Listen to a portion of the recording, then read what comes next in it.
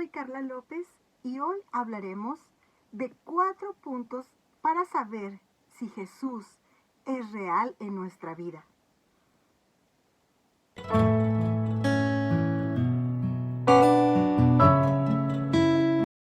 Para poder acceder a los milagros de Dios y a su presencia, es importante que nos hagamos esta pregunta.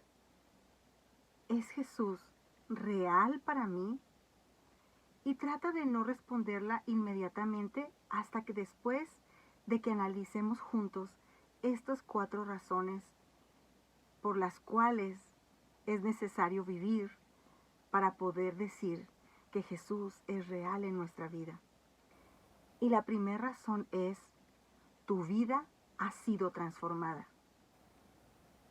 Si Jesús es real para ti, tu vida ha sido transformada. Dice la palabra de Dios en Hebreos capítulo 4, versículo 12, la primera parte: pues la palabra de Dios es viva y poderosa. En la Reina Valera dice viva y eficaz. Es más cortante que cualquier espada de 2 filos. Penetra en el alma y el espíritu, entre la articulación y la médula del hueso. Así que si has tenido un encuentro con Jesús, es imposible que sigas siendo el mismo. Tu vida debió haber sido transformada. ¿Cómo lo fue? ¿O sigues siendo el mismo que antes eras? ¿Sigues teniendo los mismos vicios, cayendo y cayendo en las mismas tentaciones? ¿Sigues teniendo ansiedad, sintiéndote solo? ¿Sigues atado a ese pecado que no puedes soltar? ¿Sigues teniendo momentos o episodios largos de enojo y explotas contra los que te rodean? No sé.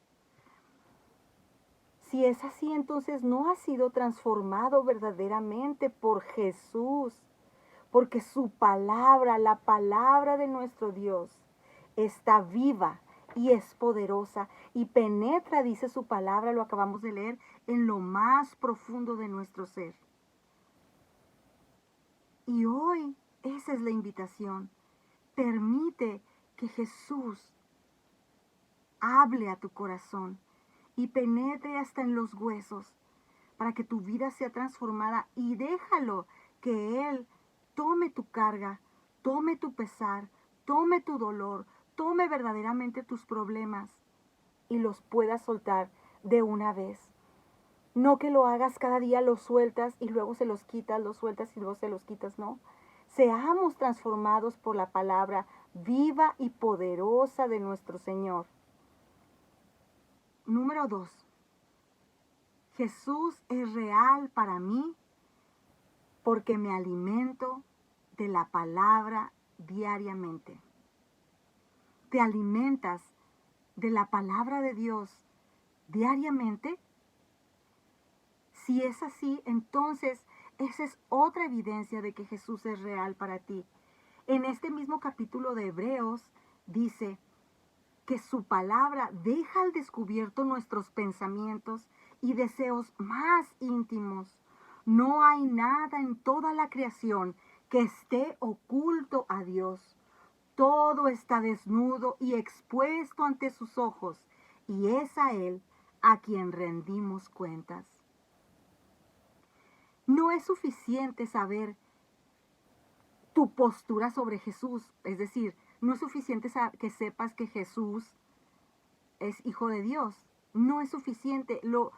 Cuando tú realmente crees que es hijo de Dios, hay una transformación en tu vida y procuras leer su palabra para conocerle más, porque cuando nos enamoramos de alguien queremos pasar tiempo con esa persona, y porque es la única manera de poder conocer y de poder satisfacer ese amor que sentimos. Lo mismo pasa en nuestra relación con Dios.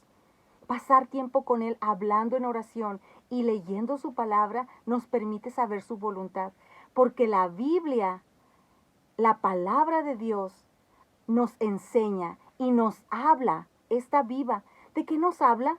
Nos habla cómo vivir, nos habla cómo soñar, nos habla cómo tener relaciones con las personas que nos rodean. Nos habla de cómo tener una relación sentimental. Nos habla de cómo somos, de nuestra identidad. Nos enfrenta con nuestro propio yo. Pero lo más hermoso es que la palabra de Dios nos da un propósito. Y cuando nos llenamos de la palabra de Dios, dice un estudio científico, que la leemos al menos 4 veces, porque es necesario que la leamos al menos 4 veces por semana, con todo nuestro corazón, con toda nuestra alma y con toda nuestra mente, comienza a haber cambios en nuestra conducta. Todo aquello que nos perturba empieza a disminuir. Y comienza una fuerza interior que nos hace sentirnos felices, con el deseo de compartir lo que sentimos al leer la palabra de Dios. Y eso es maravilloso, esplendoroso y nos deleita en nuestra vida. Y da fruto en nuestras acciones, en nuestra forma de ver las cosas. La misma situación que nos producía dolor, nos producía tristeza, la misma situación que nos producía enojo, a la luz de las Escrituras, al ver lo que Dios quiere para nosotros, se transforma en un propósito superior. Y disminuye hasta eliminarse esa emoción, ese sentimiento, y se cambia por un sentimiento de esperanza, de victoria. Y eso nos lleva al tercer punto. Jesús es real en tu vida cuando tu fe crece. Dice la palabra de Dios en Romanos 12:3 que Él nos dio una porción de fe a todos. Así que el decir, no, es que yo no tengo fe, está siendo religioso y mintiendo, porque a Dios a todos nos dio una porción de fe para que podamos creer en Él.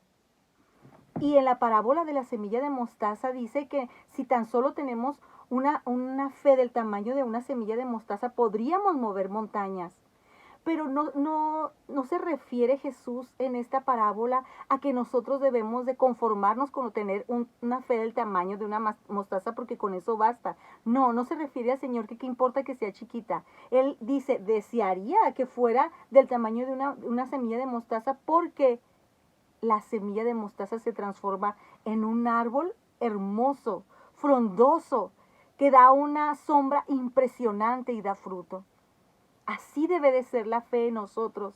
Aunque comienza pequeña, crece, crece, crece y se desarrolla. Dice en mismo Hebreos capítulo 4, en el versículo 14, por lo tanto, ya que tenemos un sumo sacerdote que entró en el cielo, Jesús, el Hijo de Dios, aferrémonos a lo que creemos. Nuestro sumo sacerdote comprende nuestras debilidades, porque enfrentó todas y cada una de las pruebas que enfrentamos nosotros. Sin embargo, Él nunca pecó. Así que acerquémonos con toda confianza al trono de la gracia de nuestro Dios. Allí recibiremos su misericordia y encontraremos la gracia que nos ayudará cuando más la necesitamos.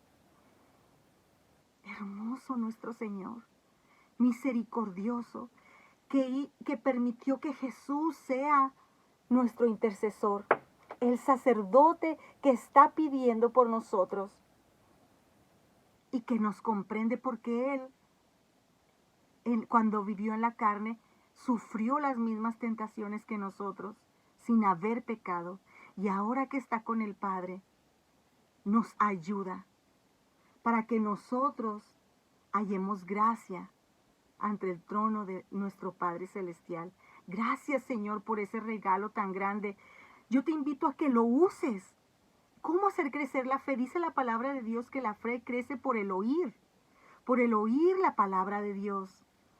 Así que disfrutemos, gocemos de ese momento de leer su palabra para que nuestra fe se avive. Porque Jesús no es una cuestión de la cabeza, no es una cuestión solamente intelectual, racional, es una cuestión del corazón. Y cuando hacemos eso, el nuevo pacto se hace en nuestras vidas, Así también lo dice en Hebreos, que el nuevo pacto es que está en nuestra mente y el Señor ahora la transforma y la desarrolla en nuestro corazón por la sangre del Cordero de Jesús. Dios nos da una fe para recibir sus bendiciones. Si tú te aferras a la palabra de Dios, meditas en ella y la lees diariamente, encontrarás abundante bendición para tu vida. Las respuestas a todas las preguntas, la esperanza que necesitas, la alegría que necesitas, la solución a tu problema. Y no es que te estoy diciendo que siempre vas a estar feliz y que todo va a ser bendición. Pero el verdadero evangelio de la prosperidad es este: que en los momentos de tristeza, que en los momentos de enfermedad, en los momentos de dificultad, en los momentos de prueba, no estarás solo. Jesús está contigo. Y esos momentos serán solo eso, momentos. No será un estilo de vida, no será una forma de vivir.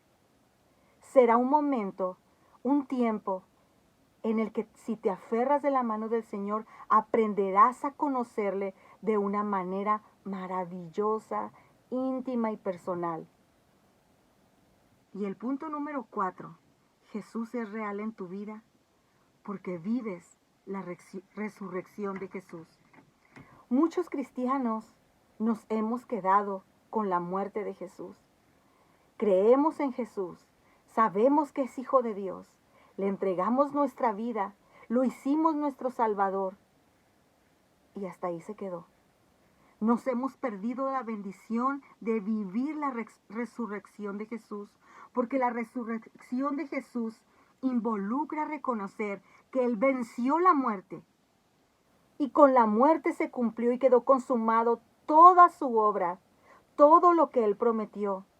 Y ahora a través de su Espíritu Santo hemos heredado ese poder que Él vivía cuando estaba en la tierra. Y ahora nosotros, por gracia y misericordia del Señor, podemos tener una vida fructífera y hacer que nuestra realidad cambie y no permitir que Satanás, nuestro enemigo, triunfe en nuestras vidas, sino que la sangre de Jesús, que ya derrotó al enemigo, sea una realidad y que también esa vida que venció la muerte sea un distintivo de lo que hacemos.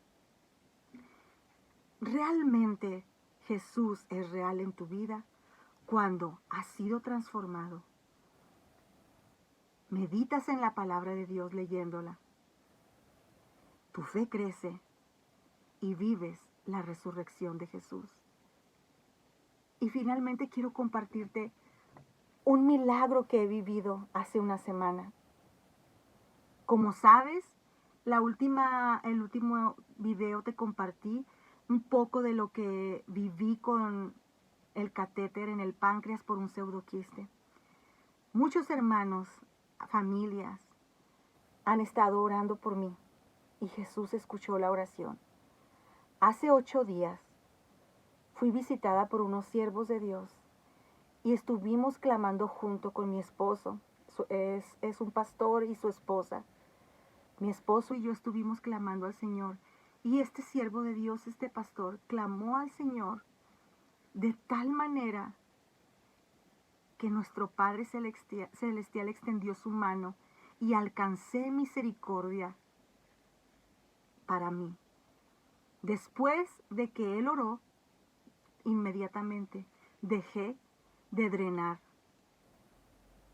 Pude sentir el poder de Dios en mi vida. No es que hubo algo así visible.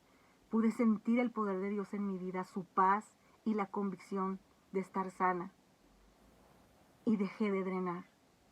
Hoy me quitaron el catéter después de 7 días, casi 8. Para la gloria de Dios.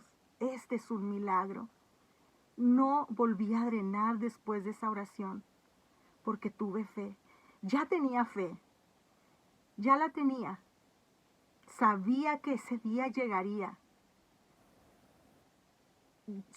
Sabía en mi corazón que el plan de Dios es sanarme, porque esta enfermedad es para la gloria del Señor. Y fui sana de ese pseudoquiste. Sé que pronto estaré compartiendo con ustedes más evidencias de esto que les digo, porque la mayor evidencia es que dejé de drenar inmediatamente después de la oración, y por estos 7 días pasados no volví a drenar, y hoy el doctor me retiró el catéter.